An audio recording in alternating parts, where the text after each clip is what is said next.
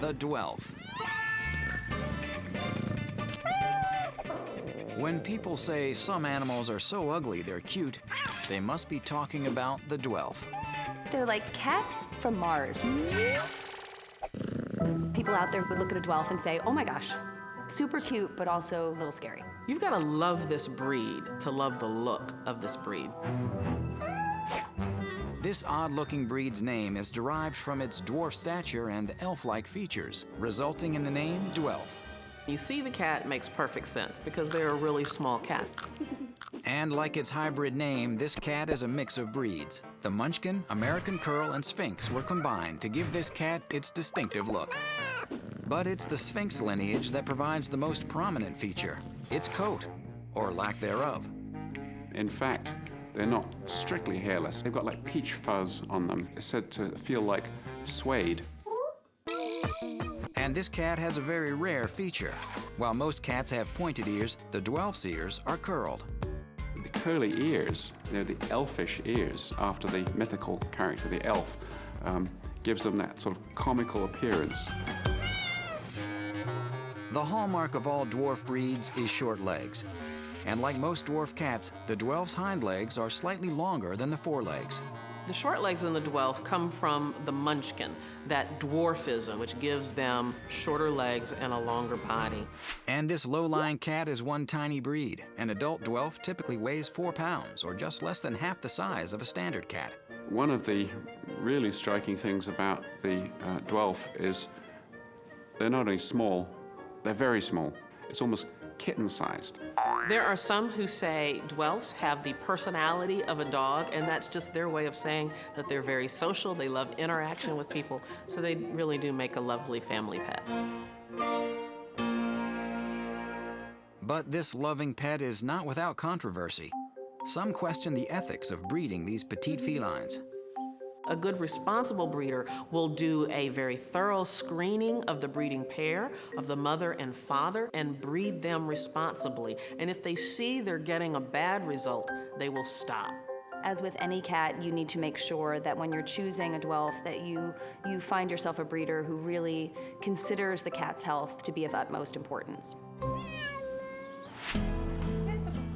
And one Dwelf owner has a special place in her heart for these curious-looking cats. The cats that I love, there has to be strange cats or unusual cats. After her husband passed away, Susan thought, like many people, that a cat would make a good companion. I got Yoda because I was very lonely and I was grieving for my husband. We bonded and I started laughing and smiling for the first time. She does look like Yoda, but I knew Yoda's also a very calm and gentle person on Star Wars. And just like Yoda, she's calm and gentle. Yoda, a Dwelf, lives with 2 other hairless cats, a Bambino and an elf. But Susan notices Yoda's temperament differs from other cats. She's not skittish at all. She doesn't back off, and she even comes when you call her. I knew the day she came that there was something special about her. There was a bond the very first day that she came. Yoda is very comforting. It's almost as she knows when I am upset or I'm sad, and she'll just come up and cuddle with me. Even her family notices the positive effect Yoda has on Susan. She likes being petted on the tummy. I definitely believe Yoda has a healing effect with my mother. She did find a lot of the comfort that she needed. And Susan also gets comfort watching Yoda play with her grandchildren. Cameron definitely loves Yoda. He enjoys coming to Grandma's house because he gets to spend time with her. And it makes my mother happy. Hey, Yoda. She loves children, no matter how they handle her. Seeing how calm Yoda was around children, Susan thought Yoda might be able to help more kids and started training her to be a therapy cat for children battling cancer. I think Yoda is a perfect therapy cat because of the way she looks, the calmness she has, the mellowness she has, and she just loves to be cuddled and petted. She loves to play. Since Susan's own family has been affected by cancer, she knows how stressful the treatment can be for kids. Today is a big day for Yoda. It's her first day as a therapy cat, and the nurses think this peculiar-looking cat is just what the doctor ordered. The kids are going to love her. Yeah. She's adorable. Oh my goodness, and so friendly. Hi, Charlie. How are you doing? You know what her name is? Yoda. What do you think? She looks different, and when the children lose their hair and are on steroids, they look a little different. You're making her feel real comfortable. And I just think maybe they might relate to it. She loves this. Well, receiving chemotherapy is a scary experience for Charlie. And she loves animals, so Yoda is perfect. Oh, she's giving herself a bath. She's a rare animal and I want to take care of rare animals. Yoda's success as a therapy cat has given Susan a new outlook on life. They were so happy to see her, and the smiles on their faces told me that I need to do this a lot more often. Yoda. Before you adopt a Dwelf, there are a few things you should know. It's a fairly healthy breed, but can have skeletal problems. They can get a number of issues, ranging from curvature of the spine, so-called lordosis, or what we might call humphrey back, which can lead to other issues. They've also got the so-called pectus excavatum, which is like a sunken-in, caved-in chest, which can cause problems with heart. While they make great companions, it's best to keep these hairless cats indoors because their skin is vulnerable to sunburn. A cat like the Dwelf is gonna need a weekly bath. Because it doesn't have fur to absorb all the oils, they sort of stay clogged on the skin and also attract a lot of dirt. No hair doesn't mean no allergies, but it does mean no vacuuming, which is good. A friendly cat with dog-like tendencies, the Dwelf likes to be around people and makes a great family pet. They really tend to enjoy the moment and are basically just looking for the next fun bit of trouble to get into. So the Dwelf is a playful cat that can have spinal issues and needs to be kept out of the sun. Despite their odd looks, they make excellent family pets.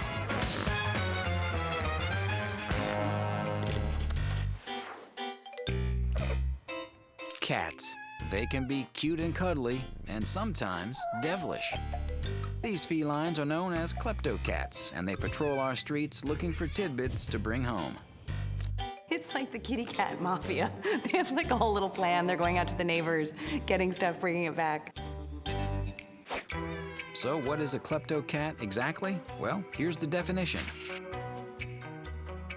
Cats have a natural behavior. They go out and they get prey items and bring them back to the nest. So when that goes awry, you can end up with a sort of feline equivalent of hoarding.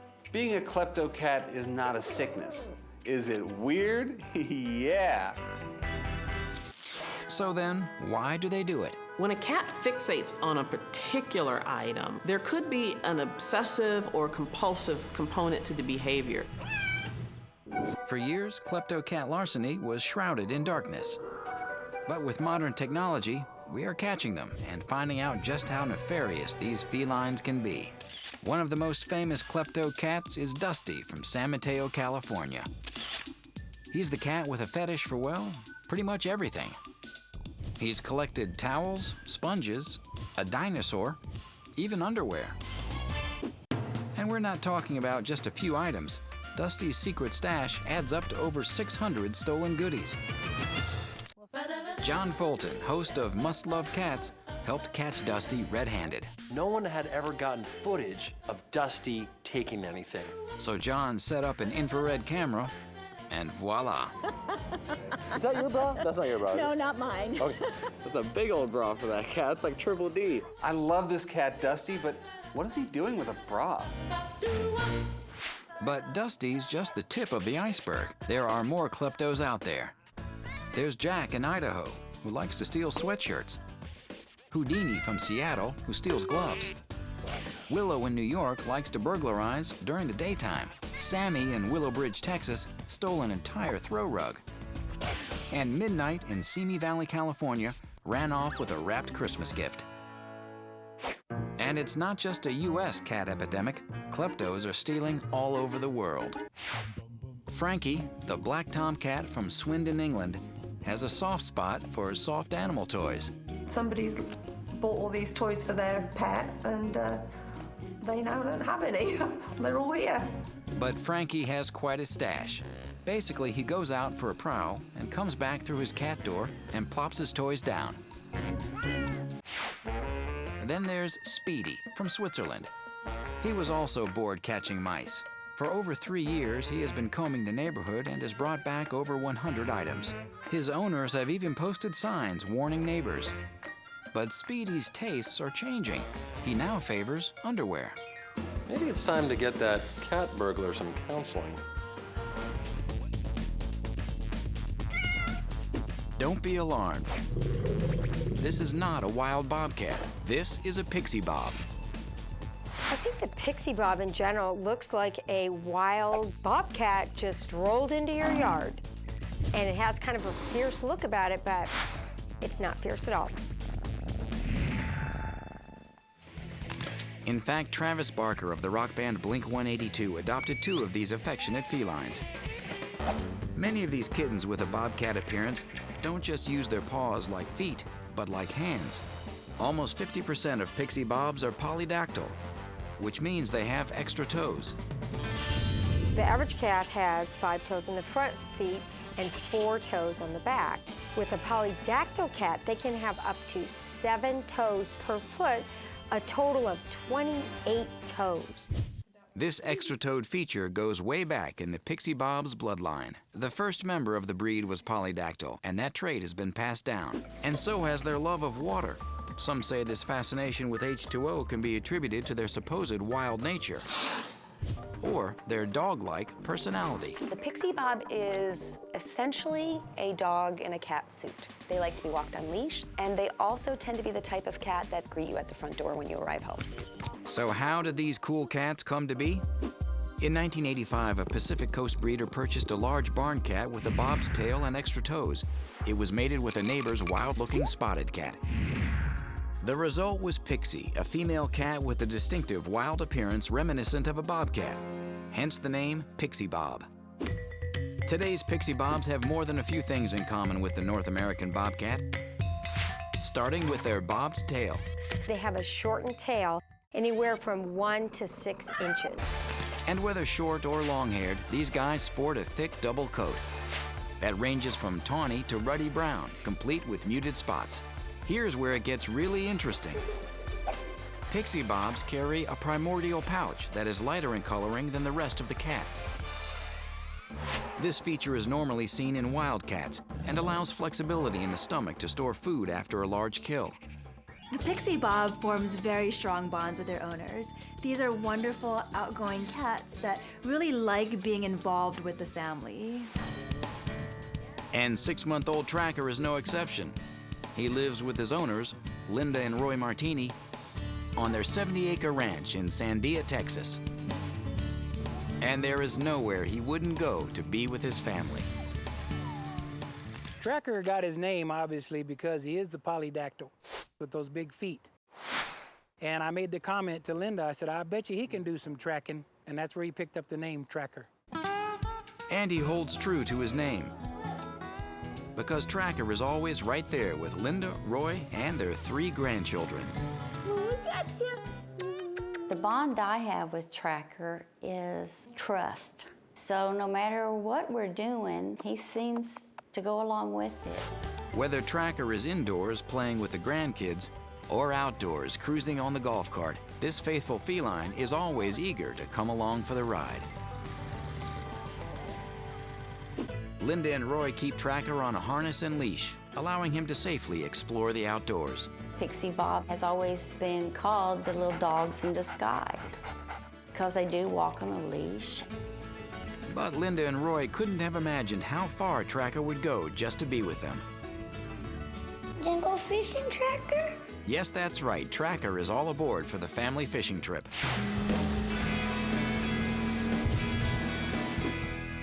He's always watching the water, and sometimes he'll even jump in the water to cool down.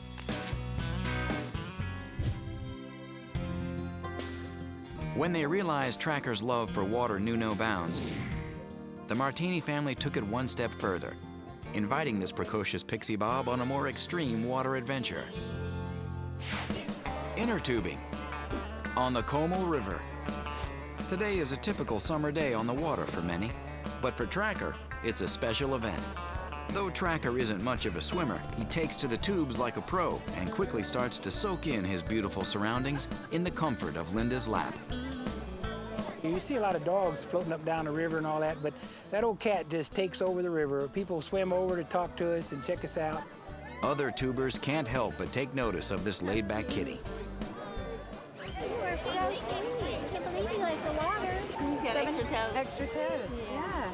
That's called polydactyl. And he's a baby. He's not After a hard day of play, praise, and paparazzi, Tracker does what any cat would do.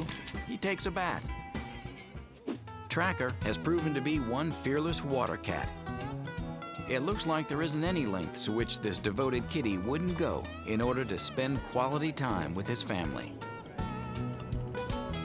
Boating with Tracker is fun! Whether the Pixie-Bob is hanging out with you on the water or at home, you're likely to enjoy this social feline for a long time. Pixie-Bobs are generally healthy, large cats requiring only routine health care. And grooming the Pixie-Bob's coat won't keep you up at night. In general, short hairs require very little grooming, but be sure to monitor its polydactyl paws. And it's something we see quite commonly with polydactyl cats is the overgrown nails, so you have to trim them every couple of weeks. But if you're serious about bringing this dog-like feline into your family, be prepared to shower it with love, attention, and plenty of activities. To sum up, the Pixie-Bob has few known health issues and tends to live a long life. It's a low-maintenance feline in the grooming department, but you should keep a close eye on its polydactyl paws. In a family, the Pixie-Bob can get along with everyone. Just keep your friendly feline entertained. Yes, it may look fierce, but in happy homes, this charismatic kitty is as loyal as a dog. The Turkish Van. It's a fluffy white cat whose tail and ears are colored. The Turkish Van is an independent, athletic, intelligent, beautiful, stunning-looking cat. The Turkish Van, which is sometimes called the Van, is one of the oldest known domesticated cats on the planet. There's a lot of V's with the Turkish Van. Very soft, very vocal, very active. And while they look huggable, don't be fooled. These guys like their space. Come here. This cat doesn't like to be picked up a lot. It doesn't like to cuddle for too long. It's quite independent. Nice cat. But this cat's main claim to fame is its odd fascination with water. And this cat is a naturally occurring breed, created by nature, not cat breeders.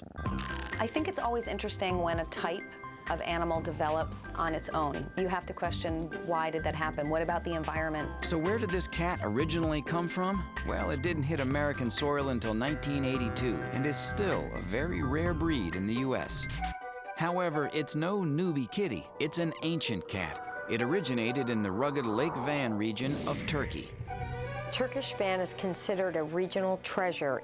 According to tradition, the Turkish Van was a successful ratter on Noah's Ark. If a Turkish Van has one little mark on the back of their neck, that it's considered like the thumbprint of God, which is a good sign. The Turkish Van's chalky white coat is silky smooth, which means petting a Turkish Van is wonderful. And it's due in part to the fact that they don't have that same undercoat that most cats have. Which makes the coat thinner and smoother. And their coat color is a result of the celebrated Van gene. So they have this typically reddish or brownish kind of flare marks, almost like painting on their head and also on their tails. And the Turkish Van's eyes are either both blue or both amber, or sometimes one of each. The Van's muscular body has been compared to a swimmer's body. It gives him the edge for strength over other felines. Here in Melbourne, Florida, not one but two Turkish Vans live with Wilma and Jim.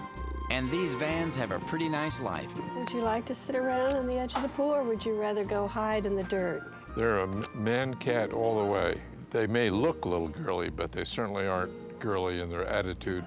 Squirt is definitely the alpha cat. He's definitely got lots of attitude.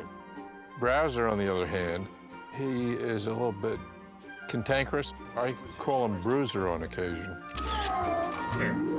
Another commonality true to the breed, they actually enjoy swimming. Most of our friends are amazed when we tell them we have swimming cats because they've never heard of them. Neighbors like Eric and Marcy love any chance they can get to hop in the pool and go for a swim with the Vans. They look very natural, almost like a beaver. Their body is up and their head is up and they just paddle along. Now you may be saying to yourself, place any cat in a pool and sure, he'll try to swim. But Jim and Wilma say they have tested their theory and it's just not so. Turkish Vans were born to do this. Because of the way they're built, their chests are very developed. If he were to fall in a swimming pool, he's very capable of reaching up on the side and pulling himself out. Like they're doing a chin-up. Very strong cats. And that's the difference between a Turkish Van and just an ordinary cat. Be careful, yeah. You are a wonderful movie star today. The Turkish Van's muscular broad shoulders and chest should be at least as wide as its head, which gradually flows into the cat's well-rounded rib cage and strong legs. And so the Turkish Van's top-heavy body pushes its center of gravity forward, giving this aquatic feline a bulldog-like stance. This is why this cat is such a natural in water.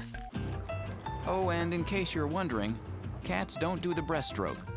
They do the doggy paddle, sort of. I'd have to call it a catty paddle. They do it like this. And so while most of us just dream about a home in sunny Florida with an in-ground pool, Squirt and Browser have that life, thanks to Jim and Wilma. The cats couldn't be happier paddling around the pool. The fact that we go swimming together does add a lot to our relationship. My Turkish Vans are my children and the love of my life. They are just fabulous.